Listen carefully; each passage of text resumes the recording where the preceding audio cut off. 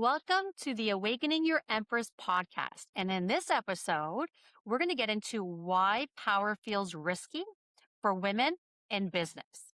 In case you don't know me, I'm Diana, emotional freedom coach. And I'm going to have here with me today Emily Tassoni. Now, if you don't know Emily, Emily is the Instagram growth strategist that women call when they're done feeling invisible on Instagram with sharp strategy, smart storytelling, and a vibe that's anything but boring. Trust me on that one. Emily is your go to for Instagram growth that works. Welcome, Emily. Thank you. I'm so Thank glad to be here. Oh, I'm so excited to have you here. This is awesome. I know we've done a chat on your Instagram before, and it's always so awesome to have fun chatting with you. I It's fun. And it's all like just real, honest, just get it out there, whatever. There's no fluff and I love it. I love the honesty.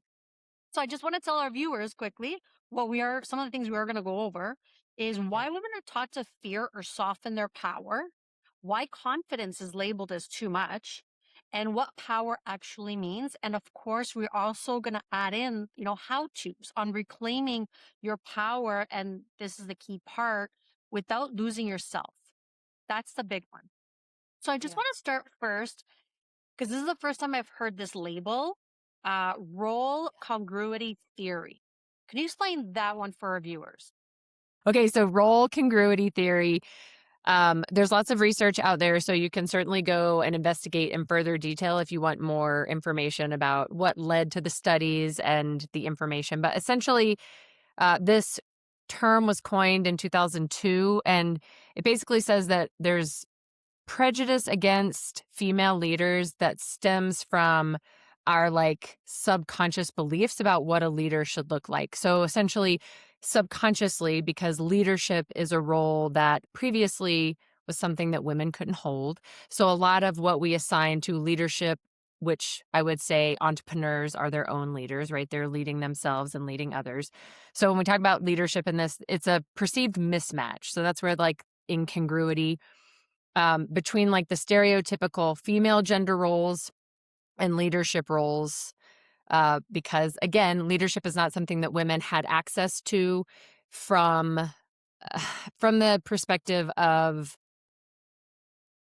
women were doing leadership things in different ways, more in communal, community, family systems, but men were more of in the business realm in leadership roles. So this role congruity theory basically says that subconsciously we believe that the traits of a leader are synonymous with male traits.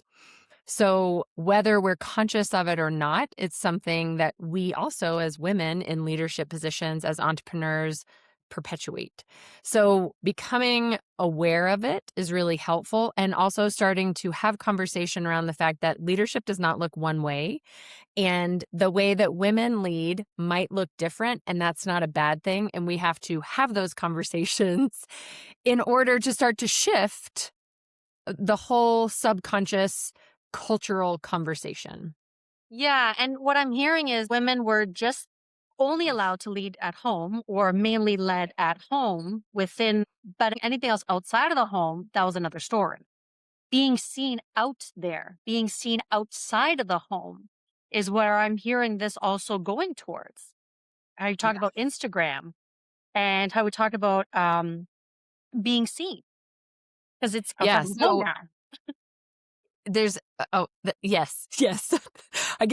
There's so many things I want to say about this. So yes, and here's where the other piece of it really, where I think we have to have a shift, and we're starting to see the shift happen, is that we also have these gender stereotypes, whether we like it or not. It's just the reality of culture, of how we were raised, right? It's usually subconscious. That women are more communal, so nurturing, collaborative, and men are more agnetic, so assertive, dominant. So the other issue is when women have more of these agnetic traits of dominant, assertive, we perceive it as negative, right? So then there's the whole conversation of women who are assertive are usually considered to be bitchy or too intense or like stepping over their bounds. So it's like a communal conversation we have to have, like a cultural conversation, and also an individual self-awareness we have to have of, am I not stepping into my personality, who I actually am, the assertiveness of me, because I'm afraid I'll be perceived negatively?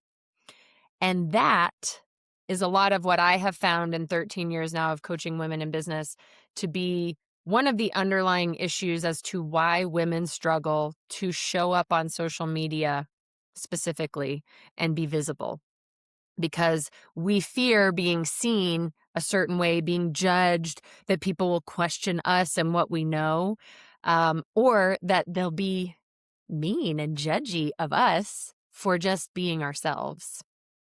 There's so many layers to that. I feel like we could like have so much conversation, but yes. Well, yeah, because I know even with me, just myself growing up, like it's if you were in your confidence and you really just spoke your truth, you were shut down. Yep. Like you were Yes. squashed like a bug.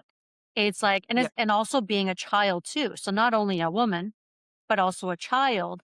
Because what do children know? They're to be quiet, not say anything, not really Yep. being seen, kind of being seen, but not being seen, Yeah. really small. So combining the two, even the way we were raised as children in general, to really be seen out there. Because, yeah, if someone was confident and they spoke a lot, oh, they're so egotistical. Or Right. like, that was one of the big ones I used to hear back then was the word egotistical. Don't be Yes. egotistical, that kind of from that kind of space. Yeah. And it's the safer to stay small because then someone's really gonna, either criticize you, judge you, and, unless, until one comes into their power, where that internal power of that's fine, you can think whatever you want, and it doesn't rock the person, like really coming to that space, then it becomes like this until it comes to that space, it becomes very like kind of like a back and forth kind of dance because it's like, oh, I want to go out there. I want to be myself. I want to be show. Oh no, but then I Yeah. gotta fight back. But then and I was going through this dance myself when it came to online. Because I'd be really out there. I really get out of my comfort zone, be seen, this, that. And then all of a sudden, after a while, I'd be like, okay, okay, I've had enough. Okay. Yeah. And then I would just, go small again. And yeah.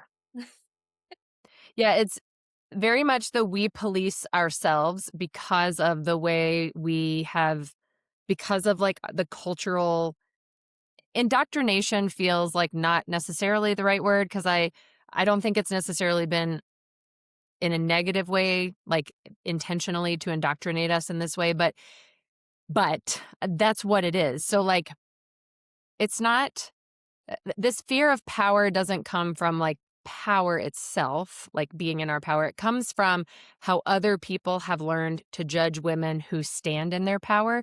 So it's this like subtle subconscious noise in our culture that has gotten into our heads that says, like you were saying, like be strong but not too strong, be confident but don't make anyone uncomfortable. And what happens is we end up policing ourselves, thinking that the world is going to judge us, and maybe it will. But this is where I think the conversation has to meet, like the conversation, the knowledge, the awareness has to meet where we are now to say that might happen. And you should still step into the power of who you are, what you know, what you have to offer, and take up the space necessary to share it and to push past that discomfort. It's okay if other people are uncomfortable. I think this is, I think the other piece of this is that women are usually in charge of making sure situations are like okay, right? We like Yeah. are the peacemakers, if you will. And this is something I've been talking about with my son pretty regularly. For those that don't know, I have a 7.5-year-old and I work very diligently. My husband and I both, but I'm kind of the leader of this, of like his emotional flexibility and awareness and intelligence of like, it's okay that you're mad. You know what? You're angry. That's okay. You don't get to be mean because you're angry, but take a minute, figure out, like all of this conversation and awareness around what you're feeling, where you're feeling it, and what it stems from, what it means. And one thing I tell him pretty regularly is it's okay if you, I'm trying to think of how I word it to him. You're not in charge of my feelings. So I say all the time, like, Miles, you're not in charge of my feelings. If you say something and you're being honest and it hurts my feelings, it's okay that my feelings are hurt. You don't have to, in your honesty of being who you are and saying what you need to say, whatever it might be, it's okay that my feelings get hurt. I'm allowed to have my feelings hurt. I'm a person, I'm a human. It might hurt my feelings. And I think this is true because a lot of times we try to like show people a fake front of like, "Oh, I'm not impacted by that at all," because we wanna, like, keep everything settled. And I think this part is really important for women to remember, we don't have to settle anybody else's waters. If we're being true to ourselves and being thoughtful and aware, doing things from an honest place, with especially when it comes to how we show up when we own a business, you are going to piss some people off. There will be people who don't agree with you. Some people will be angry by the things you say, depending on what your business is and what you do. You're not in charge of their emotions. You're in charge of being true to yourself, standing in who you are, and sharing so that the people who are aligned with what you are putting into the world can find you and hear you and be connected to you. It's a stronger connection when we're honest and we don't try and hold these vague waters. I hope I hope that that all I feel Well, like that made sense in my head. I hope that came out okay. well, yeah, because what I'm hearing, not knowing from, the role perspective, but even just the responsibility for other people's emotions. Being Oh, amen. responsible how someone is gonna take something just because you're being yourself, or you're Yes, expressing your truth, or you're expressing your feelings. And then, yes. I had one person once, I remember one point, "I wanna say something, but don't get mad." And I'm like, "But if it I makes might me get mad. mad if I get mad, then but Yes, it'll still be okay if I get mad. Like, I can handle my own emotions. I can because then yes. that person is not responsible for me being mad either, right? Right. It's I feel like a lot of it has to do with self-responsibility. And Mhm. everyone's, like, trying to, like, tiptoe around everyone else because they don't wanna be triggered, and then they gotta be triggered, and ugh. This whole thing. And this goes, like, I mean, across the board in life in general, across Yeah, all types of interactions with other human beings. And, it gets exhausting when we're too worried about what other people are going to say or what other people are going to think and how someone else is going to feel. And I'm not talking from a place of being a bitch, like being rude and being an ass and really trying absolutely. to take someone down. And that's a whole other ball game, trying to steal someone's energy, doing all that kind of stuff. That's also Yeah, actually when that does happen, that's also not taking responsibility for how they treat you as well and just yeah, staying in your own. So if there is someone online that has their moments and wants to send those comments and all that kind of stuff, it's staying strong in your own and that they're okay. They can have their reaction. That's up to them, but has no reflection on you. It's you're you, right? So yeah, I feel like self-responsibility is a huge one in that area. And I even have this a friend of mine gave me this Wonder Woman t-shirt. And basically she's basically saying, she's like, I'm done. Like I'm done saving everyone. Like, yeah, which is so true. yeah, There's no, yeah, you want help, you want guidance, you want all of that stuff. We're here, right? And at the same time, everyone's responsible for their own. yes, So yeah, no, yes, that I don't think that got lost. That's what I heard. yes, yes to all of it. And yeah, I wanna highlight how you said it. It it doesn't take the onus off if someone is, like, outright being nasty. That's a different story, right? That and you're allowed to feel how you need to feel, but we are not in charge of if we are standing in our own truth, our own power, who we are, like, our own understanding of who we are and what we have to offer, and that impacts someone in a way that they have a negative judgment of us. that's on them. That's who they are. This is why it's also so important for women in business and really like everyone to work diligently to not allow the opinions of others to impact who we are and how we see ourselves. Now, that's easier said than done because the reality is we are like as humans, we're created to be in community and to have connection. So, of course, when we feel outcast or judged or like we're not a part of a group, we feel like someone's judging us. That does impact us. And I'm not saying that you shouldn't have feelings about that. If however that looks. And at the same time, I think it's very important that there's a lot of our own emotional work done, self-awareness, self-reflection, so that when that happens, we can feel hurt by the fact that somebody doesn't like what we have to say or how we show up in the world, and not let it lead to a spiral where we question ourselves. Hmm. Because I find that that is what normally happens. And I'll say, like, from my own experience, me as a human, and also working with women now for the past 13 years in business, it's it never seems to be a lack of their like knowledge and skills and ability.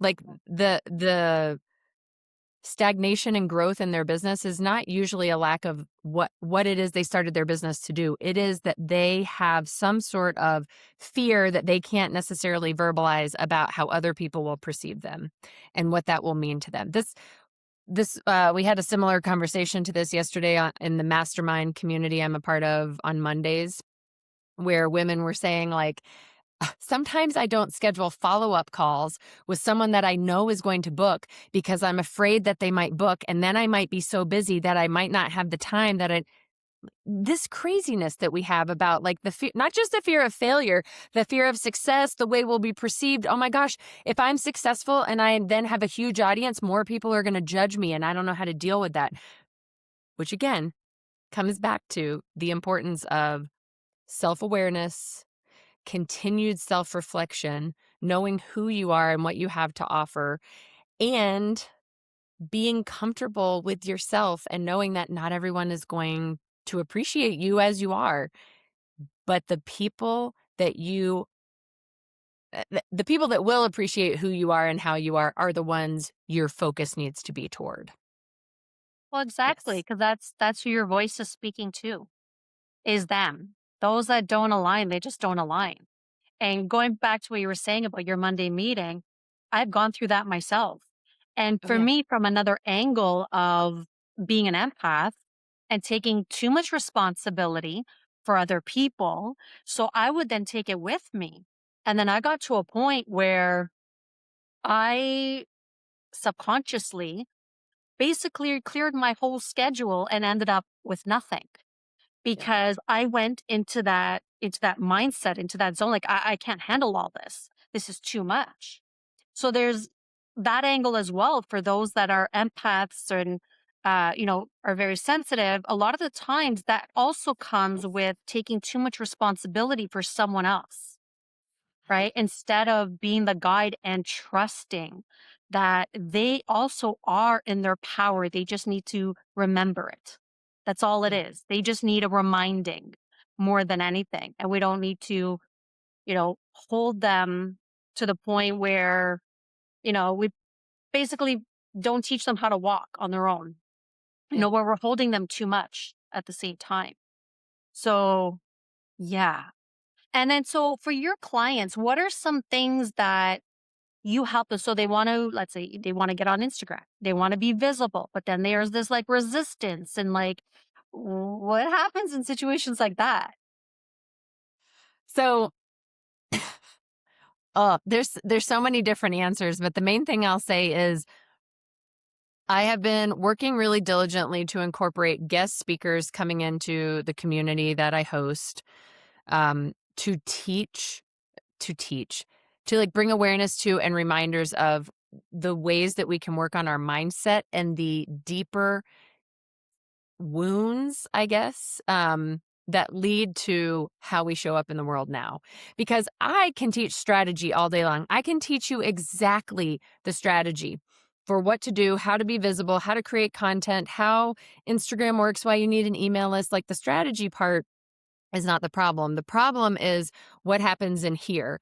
And usually what is happening in here is something that you either need like a mindset coach or a therapist to like take that deeper dive with. Now, I will like mention this to my clients, especially if they are really, especially if they've been with me for more than 6 months and they're doing the work but seeing no shifts. Then we start to have a conversation of, I think it's less of a strategy issue and more of there's some mindset, something that either you're unaware of or aware of and don't want to address. Um, but most of the time, it's that they're how it comes forward facing to me is they're uncomfortable on camera. Oh, I don't want to be on camera. I don't like to hear my own voice. I don't like to see my face. Now, from my perspective, the best I can do as an Instagram growth strategist coach is say, then you need to practice that. You're not good at it. You don't feel comfortable, then you have to practice. Set your phone up, get a tripod, set your phone up and practice staring at yourself while you're talking so that you get comfortable hearing your recorded voice and seeing your face on camera, because the psychology of why we make buying decisions, there's multiple layers to it, but part of why we purchase from someone, especially a service, if we're working with a service-based business owner, um, is because we feel like we know them, we like them, and we can trust them. And you cannot create a know, like, and trust feeling if you can't see someone's face, hear their voice, see their body language. Now, the other part of that would be to really like put the cherry on top would be to feel their energy in a physical space, to be in a room with someone, which also I have to say, I realized this is probably like 6 months ago. I think you and I talked about this. I did not realize that not everyone can feel other people's energy. That was like mind blowing to me. I'm like, oh my God, when you walk into a room, you can't like, and you're like having a conversation with someone and you can't like feel if they're nervous or excited, you can't feel their, no. Okay. Well, this I news to me because I feel everyone's energy Well, in a yeah, space. I've come across some that just they don't really feel any of it. And what I've also realized though is it still happens on a subconscious level. It's just not conscious. They're not Yeah. consciously aware of it. And I find sometimes it's also depending on how in tune they are with their body and how Yes. grounded and in tune they are with it as well. The more grounded and in tuned we are with our own, the more we can pick Yep. up other people's because That's so we right. pick it up already. It just we're more aware of the Yep. fact of what we're picking up subconsciously at the same time. So yeah, Wild. that I think I do feel energy is a huge piece right there, Yes. and even the energy is going to come through the video. One's vibe, their 100%. energy, the feel, all that stuff usually comes through the video. I know with mine, the ones that usually do the best are the ones that, "Oop, set an inspiration, let's do a video," Yeah. right? Because it's Yep. I'm in the moment, I'm right Yeah. there. Those are usually the ones that do the best. Yes. Yes. And the reason those do the best is that we're in our flow, right? So this is part of what I try to explain to clients as well is stop trying for it to be so theatrical. Stop trying for it to be so produced.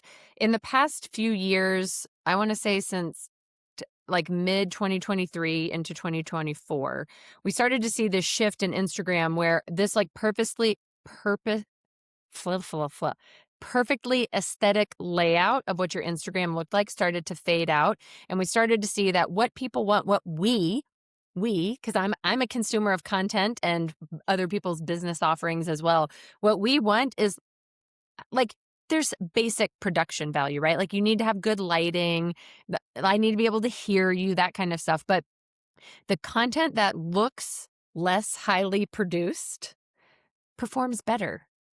So Oh, yeah. I feel like I also struggle with this with my clients regularly that, it's I have to have everything in line, perfectly curated, ready to go. I can't mess up. I can't have ums and ahs. Whereas I'm trying to always be the reminder of the content that you spend the least amount of time producing is usually the content that performs better because it's usually a representation of you in flow. It's not super highly produced. It doesn't look like a corporate ad.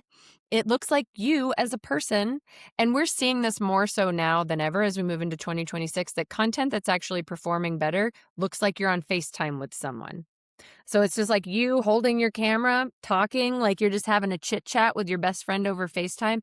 That content is performing better. And I'm hoping that for women that struggle with their own perceived, like, I'm not enough. I don't know how to hold power. Power is negative to me. I like see myself as someone who is like soft. I can't be assertive. Like women who struggle with that, I'm hoping that this reality that the content that performs better is content where you can decrease some of the expectations of perfection, which like we all know doesn't exist, right? Okay.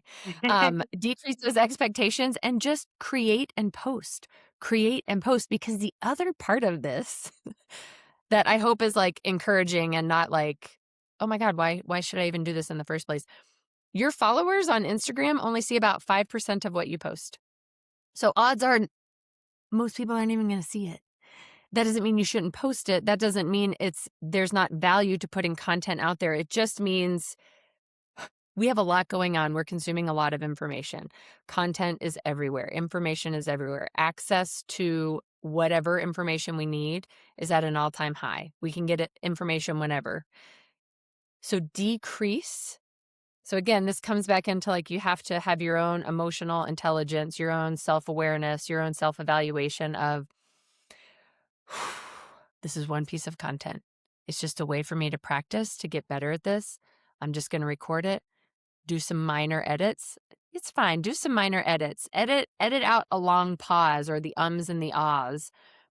Make sure you have good lighting if that makes you feel better. Well, good anyway, you know what I mean by that. But just put it out there. Put it out there because the reality is it's going to speak to someone. And there is nothing that can fill you up as a business owner faster than someone commenting and saying, I really needed to hear this. This spoke directly to me. I feel like you're sitting on my shoulder. I feel like you're in between my ears and that you know exactly what's going on in my head. Because that's the reminder that what you are doing, who you are, how you say it is meaningful, not just to you and the people like in your tight knit circle. But there are other people that need to hear what you have to say, and they can't hear it if you don't share it. And if you're always policing yourself that you have to wait until there's perfection, or I have to say it the right way, or I have to get the words just right, then nobody hears it. And if people don't hear it, they don't know that you have it to share, and they don't know they can work with you. And that's one of the unfortunate pieces because it's that authenticity, it's that uniqueness, that unicorn within that is needed by someone out there, right? There's this like, got to do everything on a surface level. Everything has to look a certain way, be a certain way, all of that. But the real yumminess is actually underneath all of that. And Mhm. it sounds like, as a society, slowly, slowly, we are leaving the surface bullshit. I mean, not that it doesn't exist at all. It's Sure. still out there. And in some cases, depending on what it is, it's needed in different ways. And at the same time, for the most part, people I think are also a little tired of it. They want that truth. They want that Yes. authenticity, coming from someone else because it's more relatable. Yes. And even as a society, just viewing things like, oh, you have to everything has to look like this. You have to have a certain piece of paper. You have to dress a certain way. You always have to have your makeup on. Your hair needs to be properly done the whole entire time. No, not at all. Like there's some where that have done really good for me where no makeup, hair done up in whatever you want to call it.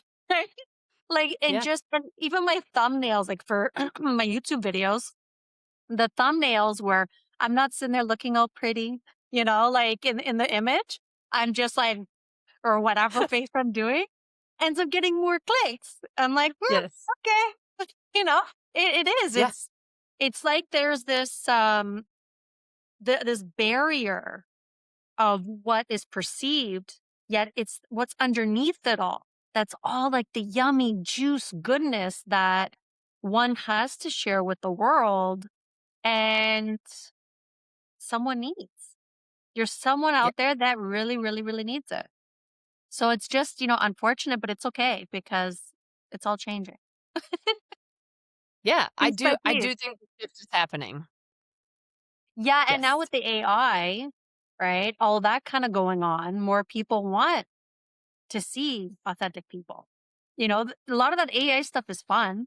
Some of the jokes, some of the funny videos, it's a great laugh.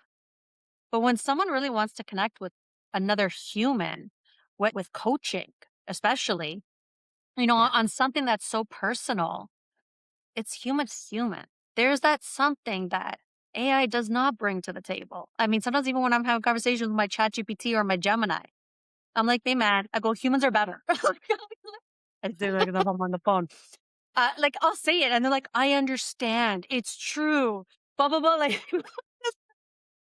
anyway, that's a whole Yep. other topic. But AI is great in so many ways. And at the same time, it's having Yeah. that authenticity and being in that power and feeling safe to work through whatever's standing in the way.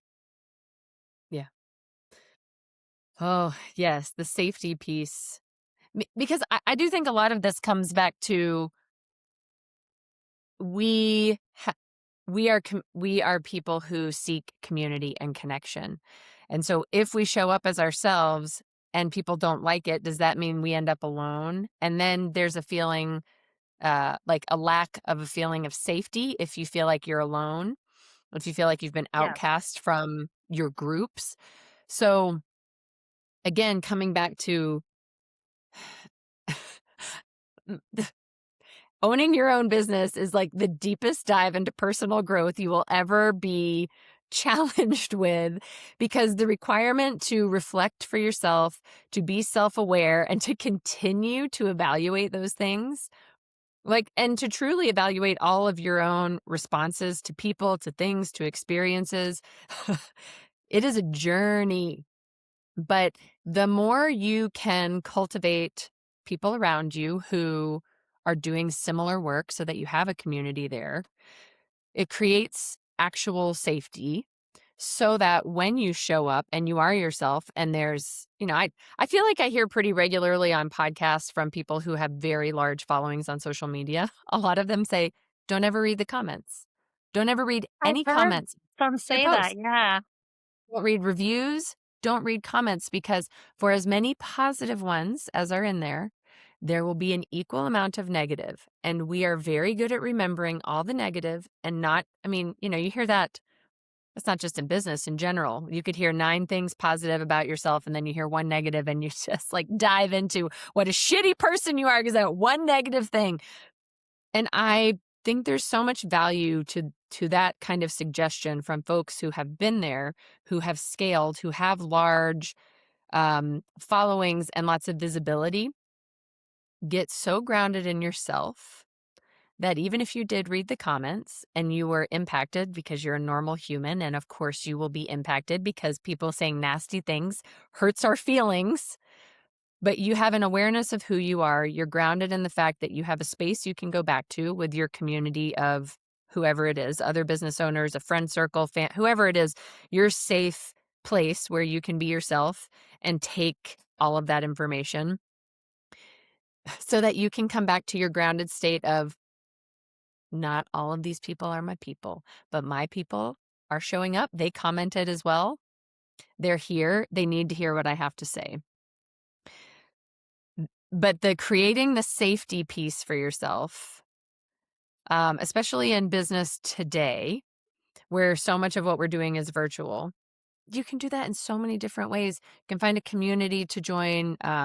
You can create like a business bestie circle of other women in business that they don't even have to be in the same field as you, but just you're all building businesses. So like create connection, have touch points with one another. There's so many ways that you can ground yourself so that in that like place of here's who I am, you can explore more of how you express that to the world in the way that you show up in your content, the way you speak in general, the way you teach, the way you coach, the products that you produce, the whether it's a virtual product, a physical product, whatever kind of business you have.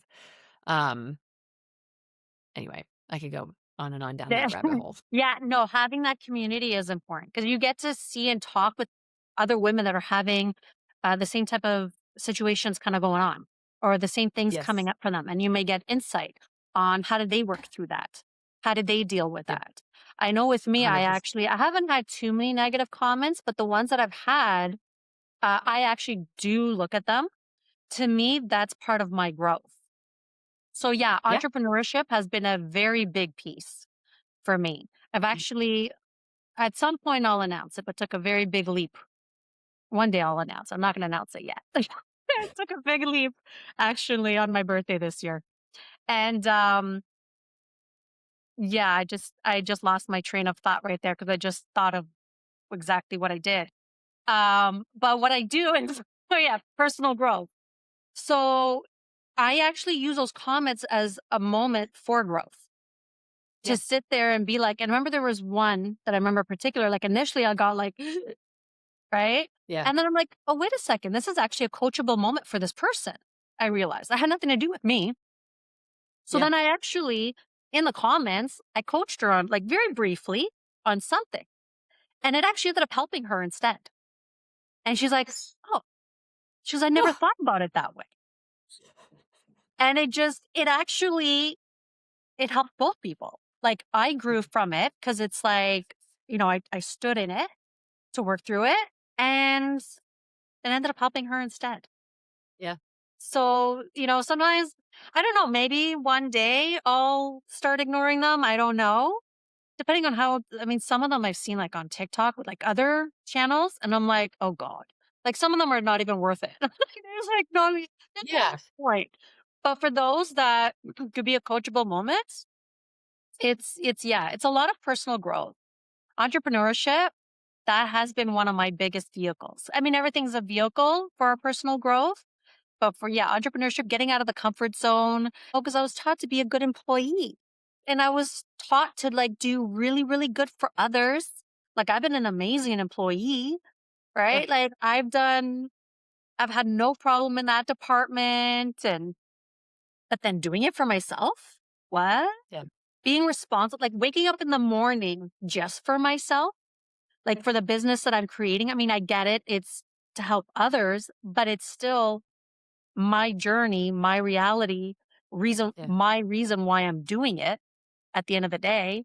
So it's like, ooh, for myself, like I get to wake up in the morning and just work on whatever I want to do for my life, whatever purpose I want to live. What? Not for someone else. Like there's that piece. And Yeah. I think that also plays a role when it comes to women, right? Be going back to the nurturers, taking care of everybody else, doing all that stuff. So yeah, thank you. Thanks. Oh, Yeah. when you said perfect, I don't know if I can, it's low enough. Perfectly imperfect. Love it. Yes. That's Yeah. my What favorite. it's such a simple that right there. It's such a simple shift that I think we don't give enough credence to. The fact that there's still this subconscious effort to perfect everything we do before we put anything out into the world. And this continued reminder that I, whatever perfection is, whatever we think it is, does not exist. And that what we're actually working toward is progress. So every time we practice something, every time we work on it, it's progressing, right? I haven't stopped learning just because of where I am in my business. I am still investing. I still hire coaches. I still take courses from other folks. I still attend events. I am always learning so that I can continue to grow. I have not reached any threshold yet. The threshold continues to expand because my capacity to learn continues to expand. So this idea that we have to wait until we have everything figured out until there's some like perfect that we reach is the thing that holds so much of us back Well, yeah. and like chops us off at the knees because then we feel like we don't know what we're doing. We're like, oh, I haven't had success yet. I don't know what I'm doing. I'm going to throw the towel in. When the reality is normally, and not, again, just from my experience in 13 years of coaching women, normally I'm like, is it time to throw the towel in? Or Have you just not done the things that need to be done for long enough to see the results you want? That's normally the issue. Your own internal feelings have stopped you from doing the boring, mundane, unsexy daily things that need to be done, which includes your own self awareness and self evaluation. You have to do that That continuously for long enough. Yeah, I think that's one of the biggest keys because at the end of the day, it's not even the destination. It's actually the journey that we're living. We're not living just the destination. Like that's just a certain one point in time. Okay, fine. We reach it at that one point in time, but then we just create another journey anyways. So we Right. never really reach that final outcome at the end of the day. It's all about the now and, doing the inner work, paying other coaches. So sometimes I'll notice coaches act like they don't need coaches because they should know it all. But no, like I think one needs to be weary of a coach that doesn't get coaching, that doesn't work 100%. on their You have it. personal growth, Yes. that can admit that they need growth in a certain area. Because to me, it doesn't stop it. I feel this is one of the reasons why we're here is for personal growth, for Yeah. spiritual growth, for all of it, whatever type of growth someone wants to label it. And that whether it be business, love, money, whatever it is, they're all just the vehicles in Yeah. that, right? So it's getting in that vehicle, using that vehicle, and enjoying the ride, opposed to just the destination. Because it's all exciting. Obviously, I mean, the ride's exciting when you know you're going on a trip. You know, like the ride is just as fun. At least I think so. Like the ride is just as fun in my eyes because it's like there's that anticipation of where you're going. And then the ride home seems to feel like actually it does feel a little shorter because now it's like, okay, now we're going home. Whatever. But it's fun. And Yeah. it's we're here for the journey. I think that's the biggest piece where so much value is actually put more towards outcomes and the final destination rather than valuing the journey. Yeah. That's what I've just gotten so present to, like even just as a society, how much we value that. Right? Everyone looks at the checklist. What's good looks good on paper. Fuck Yeah. the paper. I mean, like, yes, okay, there's paper. Okay, there's certain goals you want to reach, but okay, got it. That goes aside. Now gotta live. Be in it. Live it. Yeah. Anything Yes. else you want to add for our viewers? I think the main thing is this is also a journey, this whole process of like learning how to give yourself grace, dive into your own, like do your own evaluation, become self-aware. Um, I feel like I say it pretty confidently, but I've been doing this work myself for trying to think of when I was in grad school for at least the past 15 years, like intentionally evaluating myself, what I think, how I feel, why I feel that way. It's not something that we're taught. I mean, it's just not No. like that awareness is not something that we're given the tools for. So if you're listening to this and thinking, easy for you to say, just know that this is me 15 plus years into doing the work, and it takes time. So be patient with yourself. Start, whether that looks like hiring a coach in some business capacity that also includes mindset work, getting a therapist and a business coach, um, whatever.